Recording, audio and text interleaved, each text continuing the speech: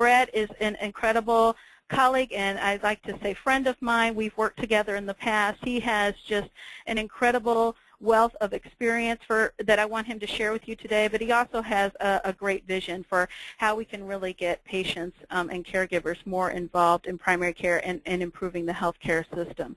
So Brad, I'm going to turn it over to you and let you tell everyone about yourself and your experiences.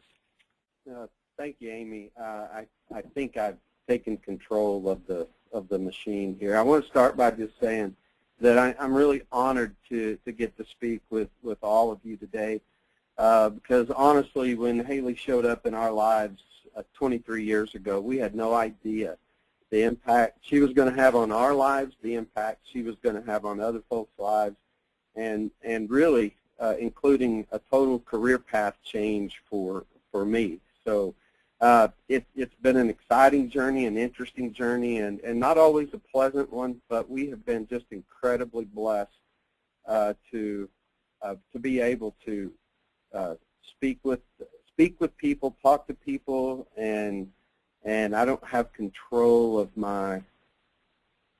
the PowerPoint. So you just click into the box there. You should control. Okay. It just says can take control. Wiggle your mouse around on the screen and click your screen. There you go. Okay, thank you. I am incredibly technologically challenged, so if you've ever met me before, you already know that. So there we go. Let's go back. This is our motivation for this work. I show HALI the pictures that I'm going to show of her and tell her the stories I'm going to tell about her before. So just want you to know that we're not exploiting anyone here. The reason we use this, we have some more formal pictures, but this really gives a little bit of a glimpse of the personality of HALI Thompson. And while we would have never chosen the journey that we're on 23 years ago, I can tell you that I'm really thankful that we didn't have a choice in that matter, because if I had, I'm not sure I would have had the courage to accept that challenge. And I'm fortunate that I didn't, because life with HALI has taught me most of the most truly important lessons in life. I watch her and I see a person who is so quick and easy to forgive. She will say it's okay before you can get I'm sorry out of your mouth. I watch her love people so easily that if you ever meet HALI, if you don't get a hug from her, it will only be because you don't allow her to. She's just an amazing young lady in the way that she handles some significant both physical and cognitive challenges. And because of that, she's probably, no probably to it, our greatest inspiration. I'd also say that life with her has led us to a work that has allowed us to meet and work with some of the most amazing people in our country. And I've just been, I feel incredibly blessed and in awe to have been able to work with people like Amy Gibson for a number of years and to learn from them. And so I just see this that we're doing today as the next step in a journey to really serve families and hopefully serve them well. I want us to think in terms of using patients and family members as team members. This work is incredibly important to me, but maybe for reasons that wouldn't be so clear to you. Karen, my wife, and I owe an incredible debt of gratitude to Dr. Shari Medford, who has provided our medical home for HALI for about the last 15 years. And so many other families owe Dr. Medford such a huge debt of gratitude. And it was interesting the way that I met Dr. Medford, because she herself has a child with Down syndrome. And we were doing a training in the Amarillo, Texas area. If any of you don't know where Amarillo is, look at the map. We're in the middle of nowhere at the top of Texas. She came to a training to help her to understand how to navigate school systems and social systems and those kinds of things to help her daughter Erin. And when the training was finished, she came and she asked me if I would be interested in talking to her families as she meets them through her private practice. And I said, sure. I said, I would love to. And so she began to give my phone number out to families who had children with special health needs and would call me semi-regularly, very frustrated because no one had ever called. And I kind of understood that as a parent, that my list of to-dos is plenty long.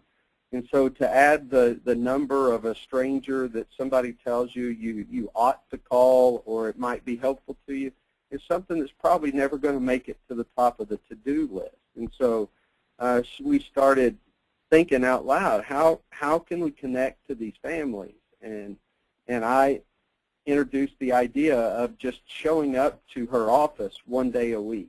And so what we started doing about 6-7 years ago now is her front office staff scheduling child visits for kids with special needs on Fridays.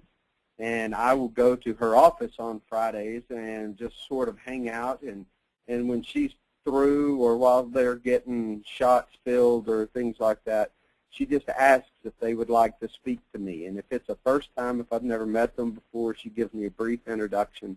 But over the 6 or 7 years that we've been doing this, we've only had one parent who ever said, no, I don't want to talk to him. And there was a bunch of situations involved in that. But what it did for Shari was take some of the load off, some of the conversations that she felt kind of, stuck is a strong word, but that there was nowhere else for these folks to go. And so as they start asking questions and bringing up ideas or thoughts, that it really cost her a lot of time. So we were able to, for her to be able to say, I would love to talk to you about this, but I have a parent here who has been down this road a little ways and has navigated this system before and has worked with school and worked with social systems and all of those things, and he can probably give you more hands-on direct information than I can. And it allowed her to leave the room and her families still be served in a very, maybe even more comprehensive way. And so I've enjoyed doing that work. But what I want you to know is that in many ways it's our attempt to repay people like Dr. Medford for all the things that they do for us, that if we can make life just a little bit easier for her and those of you who are on the phone, then we feel like we have repaid a debt that we kind of owe. That's what we want to do. And we want to take the burden off that we can. We also want to try to make sure that primary care physicians that are doing their best to create good and healthy medical homes stay in this work for a long time because you are so desperately needed. In any line of work that I've ever been involved in or tried to help people with in systems analysis or anything like that, I've always heard somebody say something like this: if I could just afford to add one more person, I could fill in the blank. I could provide this much more service. I could get to this many more phone calls. I could, just fill in the blank, and it's everywhere we go. And so that's one of the things that I kind of want you to think about today is what are the holes in your team specifically, or maybe a team that you know of that you're engaged with in some form, especially in the medical community. I've seen the work we are doing, training parents to work in pediatric practices and hoping to grow into family primary care practices, really help to fill some of the most common holes that we hear about in primary care. We can support a lot of things in a practice that improve care, that improve efficiency, and improve family and provider satisfaction. How do we do that? Who knows better than a parent who's been down the road further than maybe the person they're talking to who's better than a parent to know not only what number to call for a certain resource, but also know the name of the person at that place that will get it done. I think you all know what I'm talking about there. It's one thing to call the Social Security office. It's another thing to know that if you call Sue at the Social Security office, she will not rest until she gets your question answered. Well, Sue's the one I want my busy parents to talk to. Who knows that better than a parent who's probably talked to the other 3 or 4 people in that office before they found Sue? Who can be the best encourager of another parent to follow the plan that the doctor's given them? To say, I have total faith in Dr. Medford, and if she's asking you to do this, it must be important. She knows that you're busy, so she wouldn't give you anything that she didn't think was important. When that comes from a doctor or a nurse, it can sound even a little self-serving, but when it comes from another parent, it adds an additional weight to that statement. Who can speak into the parent who struggles with their partner being in denial, especially husband, better than another dad? To just talk about how do we handle that? How do we deal with that? Who better to speak to someone who is invested at an unhealthy level that is unbalanced than another parent who can say, look, this is a long journey. It's way more of a marathon than it is a sprint, and so we need to pace ourselves and to take care of ourselves. And who better than another family member to speak into the guilt of a spouse who really needs a break and taking care of their terminally ill partner, but really thinks she should be strong enough to not need a break? Who better to do that than someone who's been down that road before? I hope you get the picture of that a healthy, trained family member can quite naturally take conversations that other professionals weren't trained for, not reimbursed for, and that really can create a lot of scheduling challenges. I want us to take a look at some of the items of the medical home that a family team member can really support. The first one is comprehensive care. I think a parent or family partner, whatever you want to call them, really bridges the gap between the medical practice and other major areas of concern for the family. It's one thing to really know about the medical piece, but when we start receiving diagnoses, especially for kids, it starts to put us in arenas that we were never considering would be a part of our lives. And so to have somebody who has experience with those other arenas is really valuable and incredibly time-saving for people in the practice.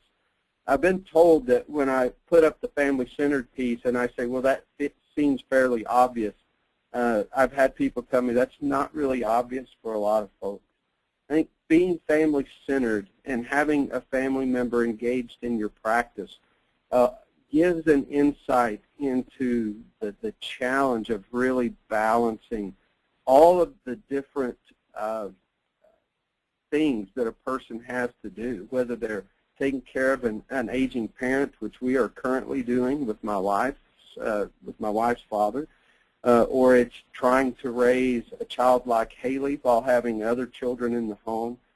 All of those things come into play, and having another family member be able to talk about and encourage the idea of balance is really, really valuable.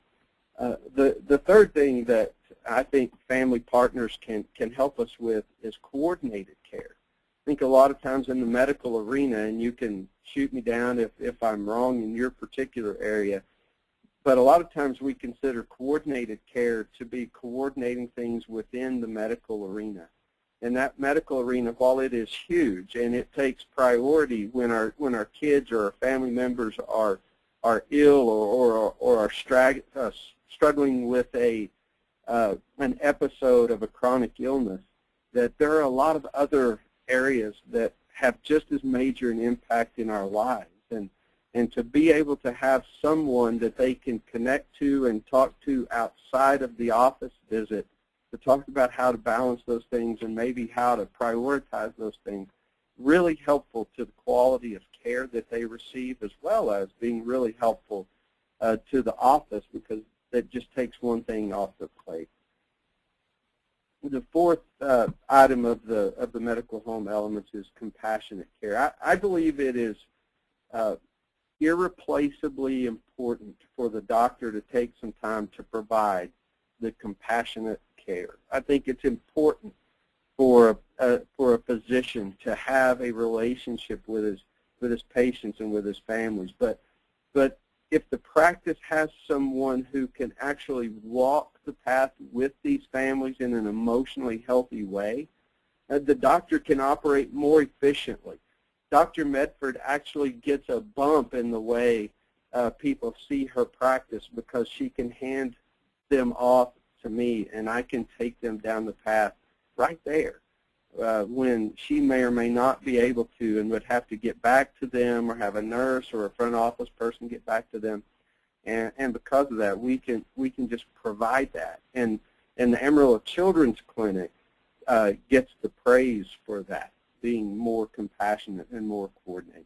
And then finally, I believe we're able to produce a more culturally effective medical home, not because we have a person of every ethnic origin or every language spoken in our community available to them, but we do have people who live in that community who know how the communities work and probably have a connection even into that ethnic group in our community. And so we are able to be maybe even more culturally effective. And I want to spend the next few minutes talking about the benefits to different groups.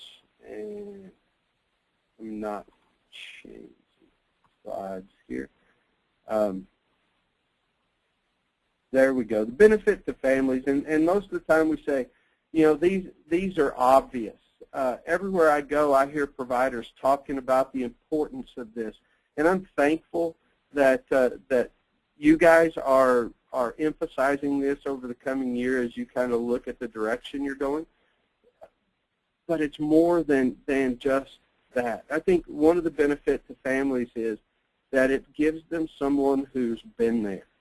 And if we can provide them with someone who's been there, who is still healthy, relatively healthy and relatively sane, it allows them to see that maybe I can do this.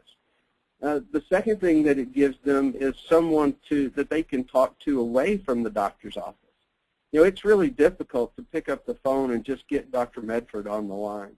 It's not that difficult to pick up the phone and get me, or at least leave a message and allow me to get back to you fairly quickly.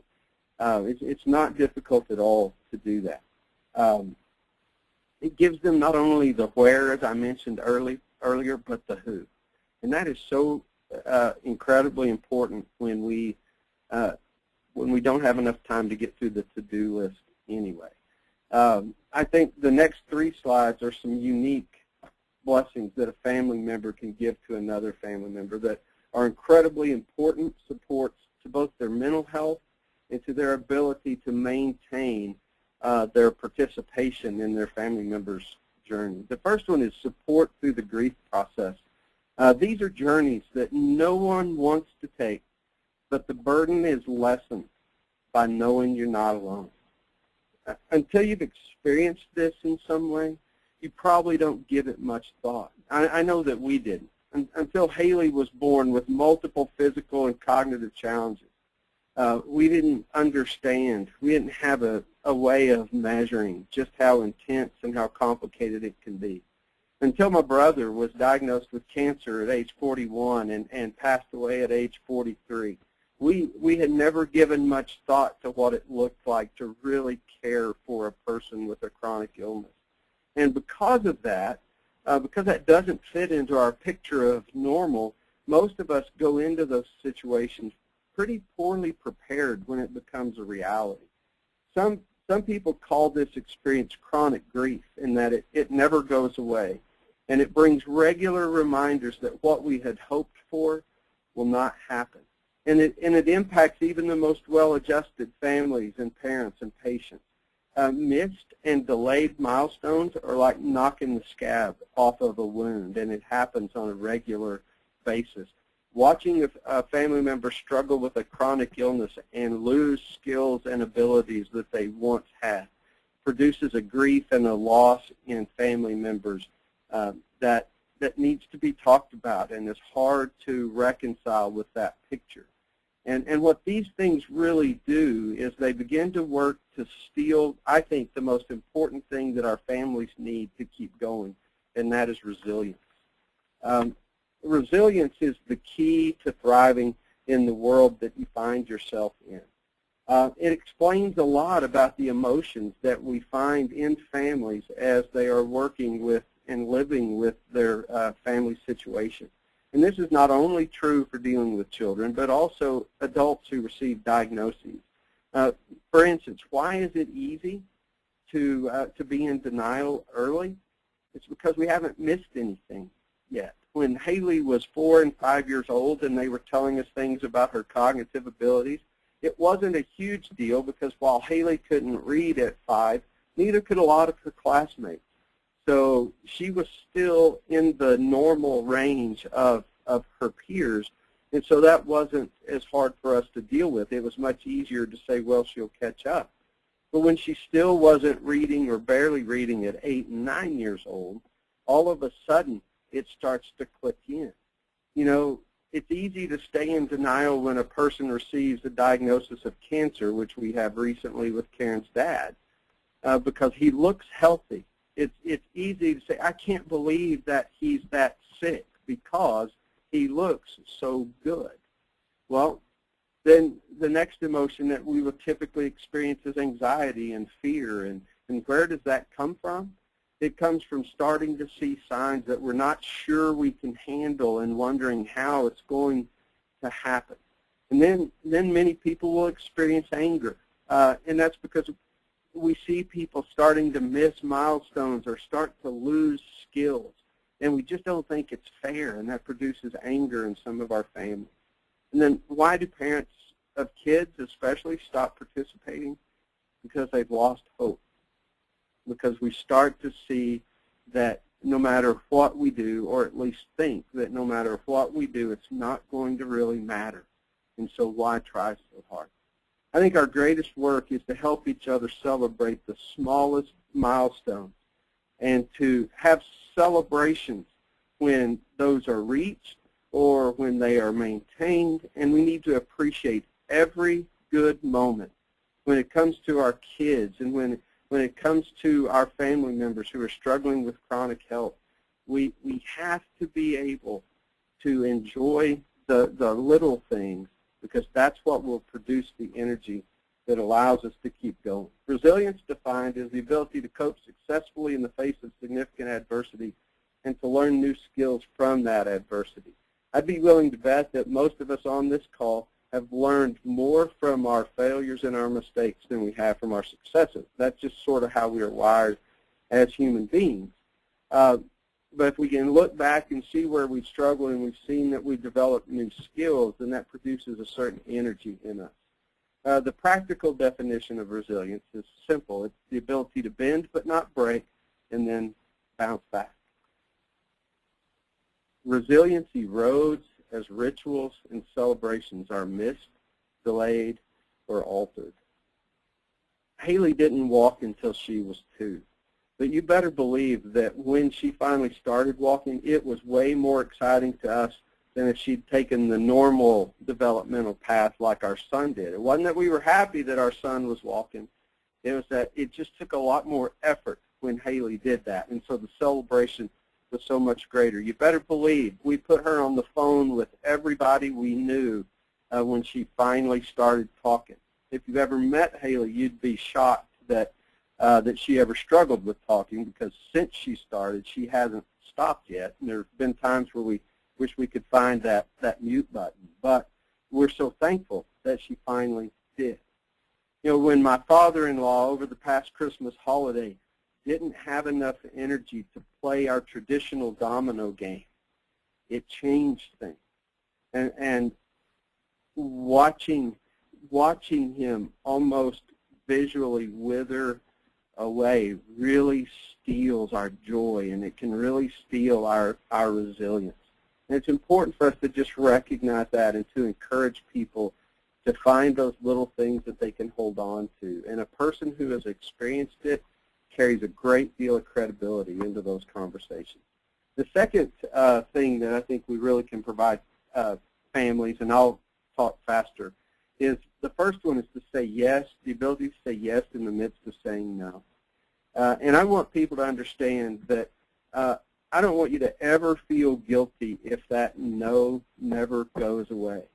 I'll tell you that to this day, while I think I've accepted HALI for who she is, I still wish she was normal.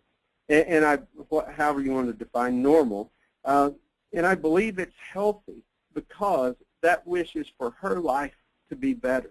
On the pain scale of 1 to 10, it is a rare day that HALI doesn't live and try to function in her life at a 4 or a 5 level. I would give anything for that to not be true. And so I do still say no to that. But while that's a reality, I have to still be able to say yes to all the things that that she needs to live the most complete and full life. If I have any control freaks on the call, this one can be especially difficult, and it can apply to providers as well as family members. We can't get hung up on not being able to fix something. If that's hard for you, understand that especially as a provider, if I am a healthy family member, it's not so much that I need you to fix it, especially if it can't be fixed. I just need to know that someone with expertise in this area is going to take this journey with me. And another family member can give a person in that room great confidence that the person they're with is the right person who's going to go with them on the journey. And when we have those things, I think we create a resilience and an emotional strength in people that allows them to stay on the journey. And that leads me to this question in my mind, and if any of you have some research around this, I'd love to see it. I wonder, what does it cost our system for a caregiver to burn out?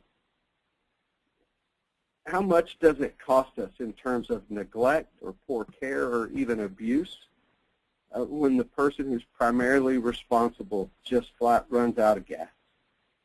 I believe just having someone available who can provide these 3 things, and that's not all a family member can do, but they could just give them these 3 things, that at a personal level, that provides a tremendous level of support to the caregiver, not just fighting off burnout, but keeping them emotionally healthy, and that's important.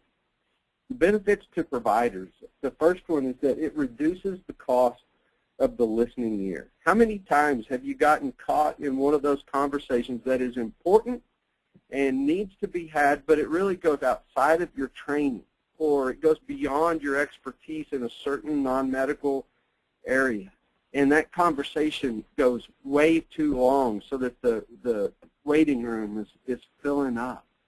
What has that cost you, both monetarily and just in the goodwill of the people who are having to wait?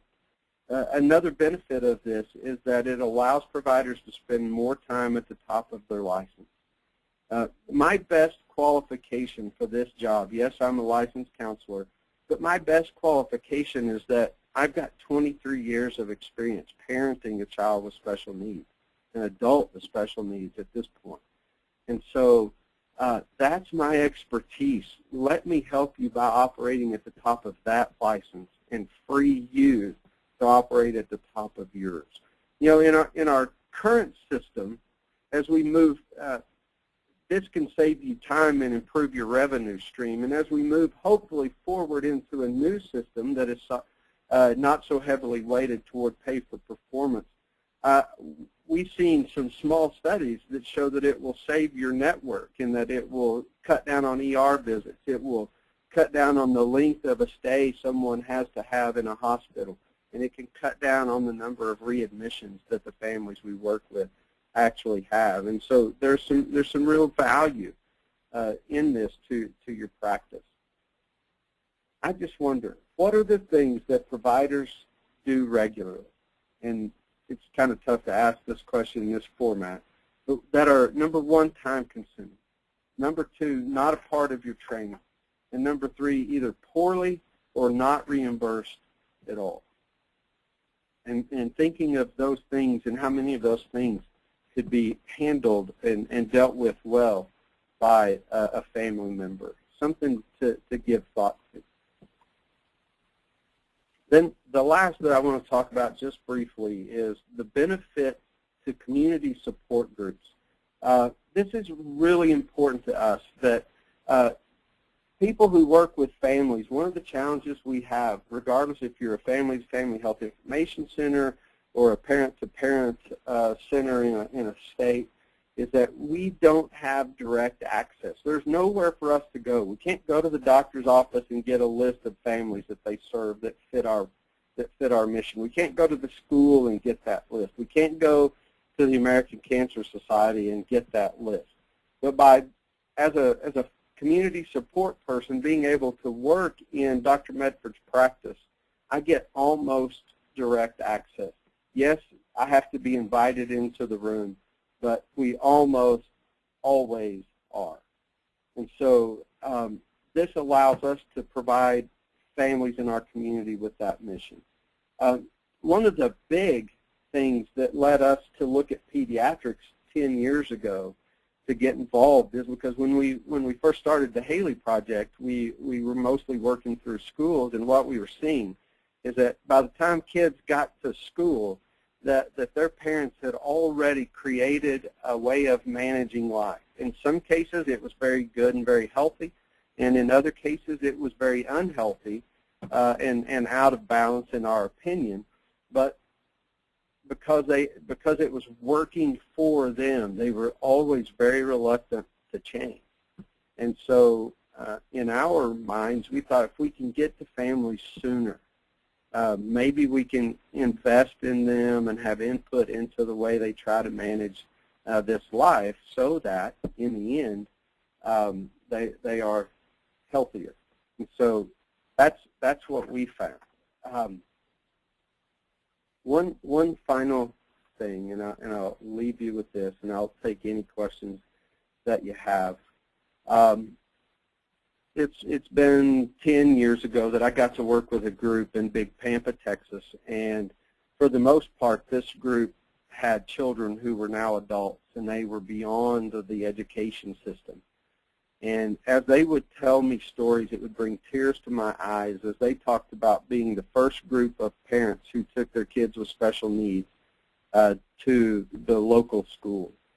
And the things that people would tell them and mail them were just ridiculous and amazing in the amount of pain that they had to endure just for their kids to be able to go to their local school. And I never had to experience that because of the work that they did. I love this quote from President Obama's first inaugural address. He said, "Let it be said by our children's children that when we were tested, we refused to let this journey end, that we did not turn back nor did we falter. And with eyes fixed on the horizon and God's grace upon us, we carried forth that great gift of freedom and delivered it safely to future generations."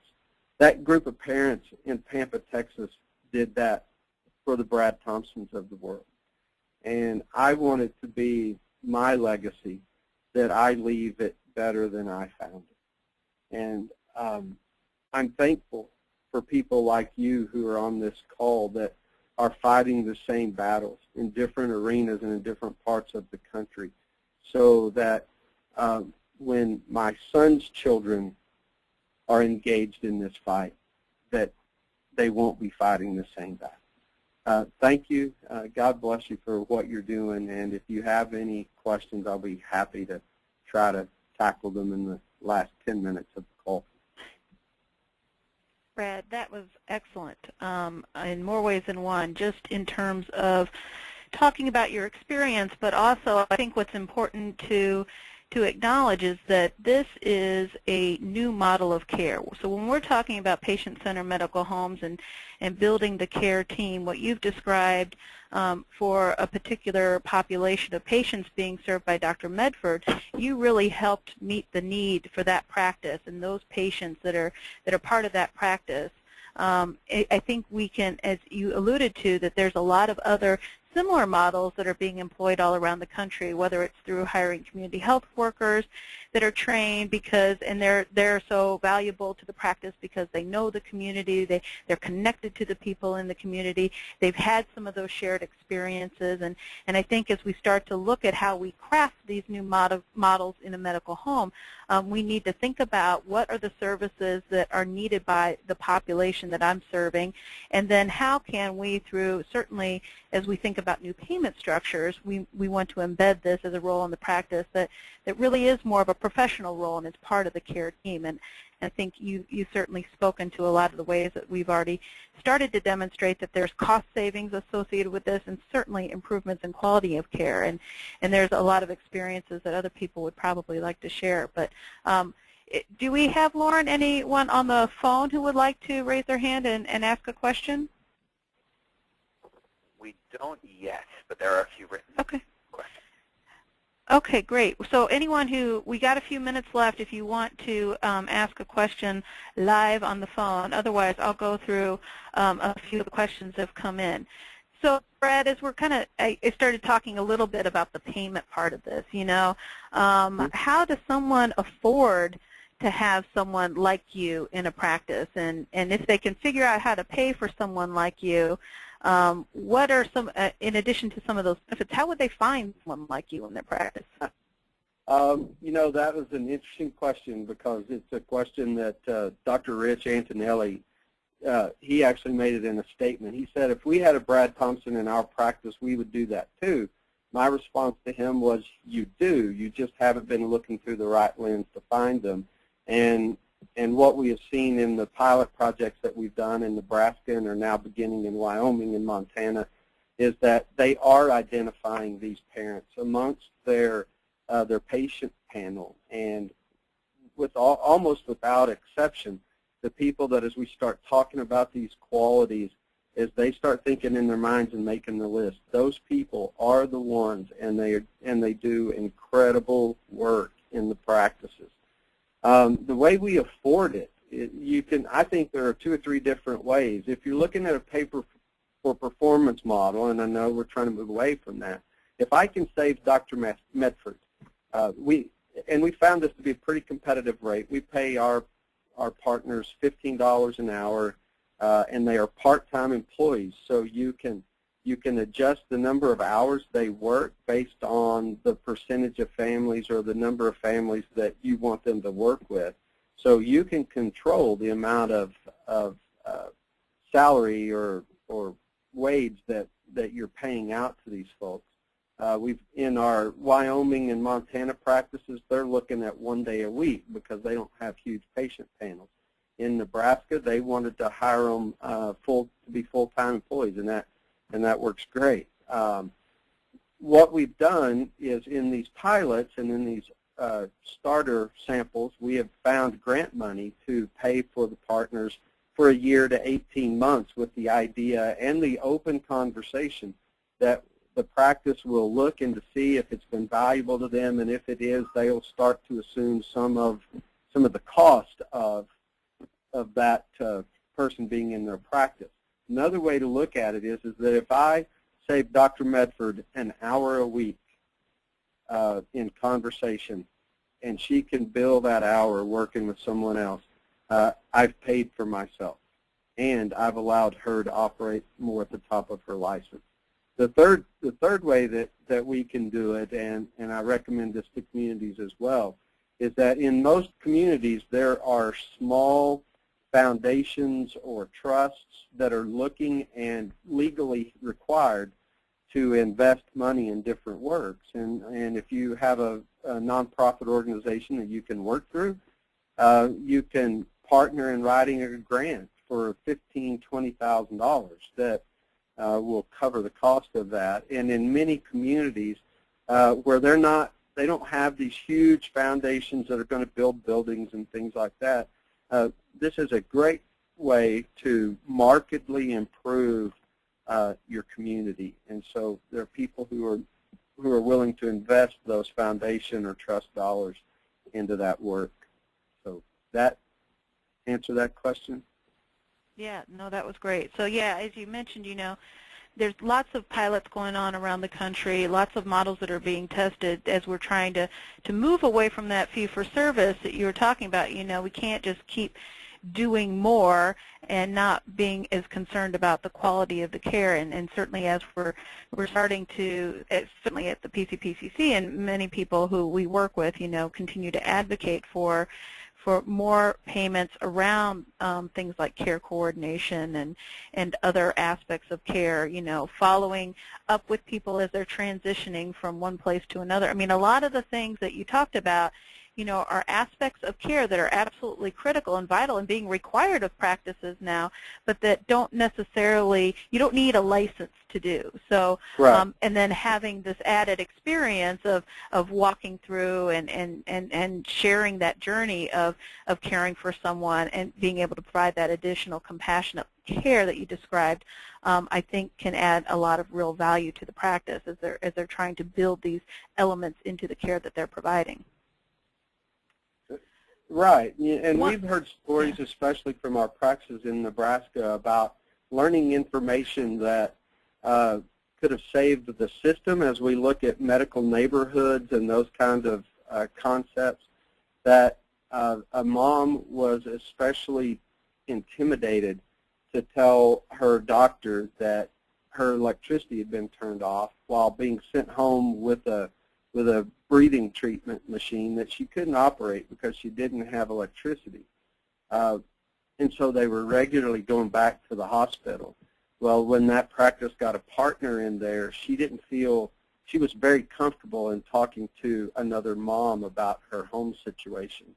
And once the partner got that information, she was able to make 2 calls to community resources, get the family's electricity turned back on, and the child hasn't been back in the hospital since then. That's a huge savings to your neighborhood. Exactly. I'm going to ask one last question before we wrap things up, and I know you won't have time to answer it all, so I want to make sure that people know that they can get resources through your website at the HALI Project. There's also a lot of resources that the American Academy of Pediatrics has, but can you talk just a few minutes about some of the training that you've been doing with parents as they move into these new roles? What are some of the elements of the training that's required?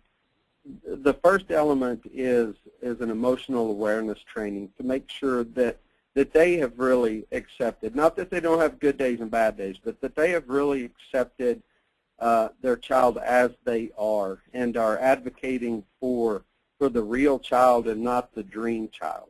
The second thing that we do is really talk a long time about just the practical workings of the office that they're going to work in. We want to be blessings and not roadblocks in the practice. And the first day I was in Dr. Medford's office, I almost got run over 3 or 4 times because it's a busy place, and learning my place and how to fit myself within that flow, very important. Important to have a dialogue with somebody in the office about what particular things they really need in that practice for this partner or family partner to provide. We talk about our own emotional awareness. We spend time talking about how to identify where another person might be in their emotional journey. We talk about how to dream new dreams or how to protect people in a particular environment that they might be in. Those are the kinds of things, how to join alongside people in their walk. And then we do the very practical piece of inviting community resource people in to talk about what they have to offer, whether it's a health information center, a parent training and information center, Social Security folks, on and on and on, depending on on the group of people that we're working with, so that our partner knows that I don't have to have all the answers. I just need a list of people that I know I can send them to allow them to practice their area of expertise. That's great. So we're out of time. I want to thank you so much, Brad, for giving this presentation. And I want to encourage people, you've provided your email address, and I can tell you Brad is very welcoming to any questions that you might have, and certainly you can send them to me as well, and I can forward them on. But if you're interested in kind of exploring this model for your practice or a practice that you're working with, and Brad's done a lot of work on crafting some training around this, I know he would be more than happy to share some of that information with you and to get you linked in with some of the other projects that he's got going on around the country. For those of you who have some experience in something similar like this and you have other resources you'd like to share, we can also get those posted up on the PCPCC website. So I apologize for those who had questions still in the queue and we didn't get to them. We'll do our best job to get those answered for you individually. But again, thank you so much, and we hope that all of you found a lot of value in this presentation. And again, we'll be having several more presentations coming up as we move to this new system that I had described earlier. So again, Happy New Year to all of you, and we look forward with working with all of you in the upcoming year on really engaging patients and families and caregivers in our medical homework. So thanks again, and we will talk with you all soon. Bye-bye now.